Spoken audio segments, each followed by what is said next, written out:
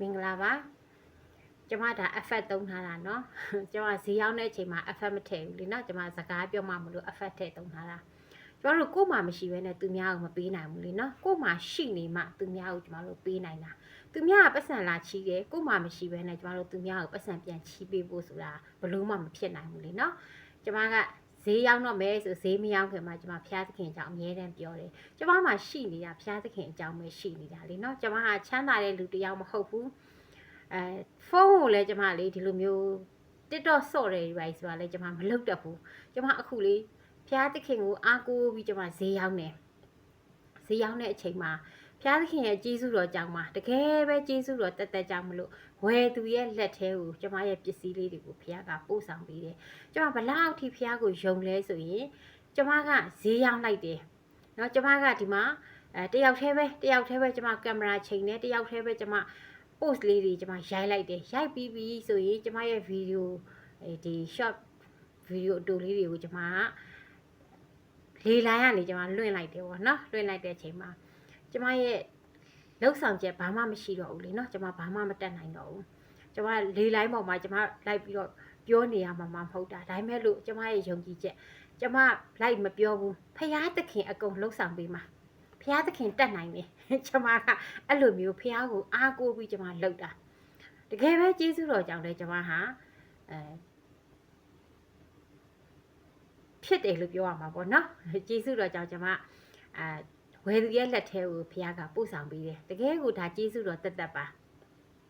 အဲ့လိုမျိုးဖျားသခင်ကောင်းမြတ်ကြောင့်ကျမရဲ့နှလုံးသားထဲမှာရှိနေတဲ့အခါကျတော့ကျမကဈေးမီကပူလောင်ခြင်းဆိုတာလူတိုင်းမှာရှိရလေနော်ကျမတယောက်တည်းနေတဲ့လူမှလည်းတယောက်တည်းနေတဲ့လူအလျောက်သူ့တော့ကားနဲ့သူ့အပူနဲ့သူပဲလေနော်တာရေးသမီးရေးအိမ်အောင်ရေးမိသားစုရေးစီးပွားရေးအရေးပေါင်းများစွာနဲ့ကျမတို့ဟာပူလောင်နေရတဲ့ကျမတို့လူသားတွေအဲ့ထဲမှာကျမလည်းအပါဝင်ပဲဒါပေမဲ့ကျမတို့ကဘာမှမတက်နိုင်မဲနဲ့တွေးပူနေကြတာညဆိုလည်းမအိတ်တော့ဘူးဒီအရာကြီးကိုတွေးပူနေတာနော်မအိပ်ပျော်တော့ဘူးဒါတွေးပူနေကျမတို့က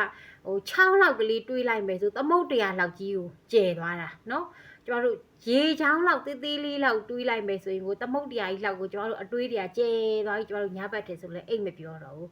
တစ်ချိန်တော့ကကျမလည်းအဲ့လိုပဲဖြစ်ခဲ့တာပဲလေနော်ထမင်းစားပြီးဆိုလည်းဒီစိတ်ဒီမကောင်းတဲ့ကျမတို့မတက်နိုင်တဲ့ဒီမကောင်းတဲ့သတင်းတွေမကောင်းတဲ့ကြံစီလို့မရတဲ့စီးပွားရေးကိစ္စတွေပေါ့နော်အမျိုးမျိုးကိစ္စတွေနဲ့ကျမတို့ကထမင်းဆိုလဲစားမဝေးညဆိုလဲအိတ်မပြောအဲ့လိုမျိုးကျမတို့စိတ်ညစ်တက်တဲ့လူသားတွေပေါ့နော်အဲ့လိုလူသားတွေတဲကကျမလည်းတရားအပါဝင်ပဲဒါပေမဲ့ဖျားသခင်ရဲ့ကျေးဇူးတော်တက်ကြမလို့ဖျားကိုကျမအားကိုးလိုက်တဲ့အချိန်မှာတကယ်ပဲကျေးဇူးတော်ကြောင့်မိခဲကိုကျမတို့နော်မိခဲရဲနေတဲ့မိခဲကိုကျမတို့ရေနဲ့ဖြန်းလိုက်တဲ့အချိန်မှာအဲ့မိခဲလေးကရှဲဆိုပြီးသူ့ရဲ့အပူဟာငြိမ်သွားတယ်လို့ပဲဖျားသခင်ကိုအားကိုးလိုက်တဲ့ကျမရဲ့ဘဝဟာလေဖျားသခင်ရဲ့ကျေးဇူးတော်ကြောင့်ဒီတဲကအပူတွေဟာဖျားရဲ့ကျေးဇူးတော်ကြောင့်ကျမအခုဆိုရင်အေးချမ်းလေးနေရတယ်ကျမမှလည်းကျမတွေးပူစရာတွေရှိရပဲကျမသားသမီးအရေးတွေကျမအိမ်တော်ကြီးတွေကျမလည်းတွေးပူစရာတွေရှိတယ်ကျမစီးပွားရေးကျမတွေးပူစရာတွေရှိတာပဲကျမလည်းပြည့်စုံတဲ့လူတစ်ယောက်မှမဟုတ်တာဒါပေမဲ့လို့ဖျားသခင်ကမနှက်ဖြန်အတွက်မစိုးရိမ်နဲ့တဲ့ကျမတို့ကိုကျမ်းစာထဲမှာဖော်ပြထားတဲ့အတိုင်းပဲကျမလေမစိုးရိမ်ဘူးအရင်တော့စိုးရိမ်တတ်တယ်ဒါပေမဲ့ဖျားသခင်ရဲ့ကျေးဇူးတော်ကြောင့်မလို့ကျမနှလုံးသားထဲမှာဖျားပေးတဲ့ငြိမ်သက်ခြင်းဆိုတာကတော့ကျွန်တော်တို့ခရစ်ယာန်တွေပဲတုံးတက်တဲ့အတုံးအလုံးပေါ့နော်ရင်ကိုအေးတာရင်အေးစေတာပေါ့နော်တွေးမပူစေတာပေါ့ငြိမ်သက်ခြင်းအဲ့ဒီငြိမ်သက်ခြင်းကိုကျမလူတိုင်းမရနိုင်ပါဘူးအဲ့ဒီငြိမ်သက်ခြင်းဆိုတာဖျားကိုအားကိုးတဲ့လူတွေရဲ့အသက်တာမှာပဲရတာအဲ့ဒီငြိမ်သက်ခြင်းကိုကျမခံစားရတယ်ကျမလိုပဲစိတ်နှလုံးလေးတွေ